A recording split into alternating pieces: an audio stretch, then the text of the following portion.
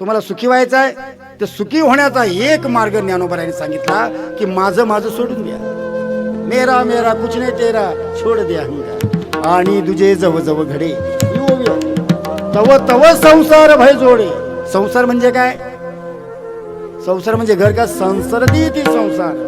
शास्त्रामध्ये या देहाला संसार म्हटले ना. आम्हाला काय वाटतं की जो बहिणाबाईची कविता आहे ना का, अरे संसार संसार आधी हाताला चटके मग मिळते भाकर, हा संसार वेगळा आहे आणि हा जो उभा आहे हा महत्वाचा संसार.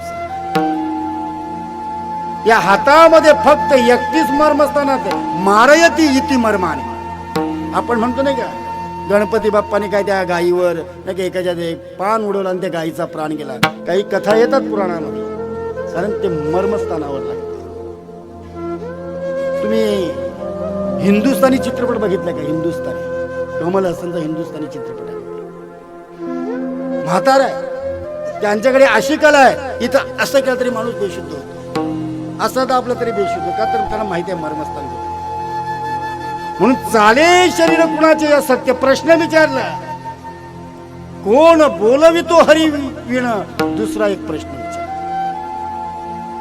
कारण देणाराही तोच आहे, चालवणाराही तोच आहे आणि घेणाराही तोच आहे. योगक्षम वहाम्यम. म्हणून या शरीराचा जर आपण विचार केला तर या शरीरामध्ये लोह आहे, साखर आहे, फॉस्फरस आहे, गंध आहे. आता माझी साखर वाढलेली आहे, ताईला फोन करून सांगितलं ताई साखर वाढलेली आहे, परंतु त्याचा चाय बनवता येईल का? त्याच्यासाठी काय साखर आहे, फॉस्फरस आहे, गंध काय नाही का, स्वादुपिंडामध्ये इन्सुलिन तयार होतं आणि यकृतामध्ये हिमोग्लोबिन. जी गोष्ट जिथं व्हायचे तिथेच होते, बरोबर की नाही?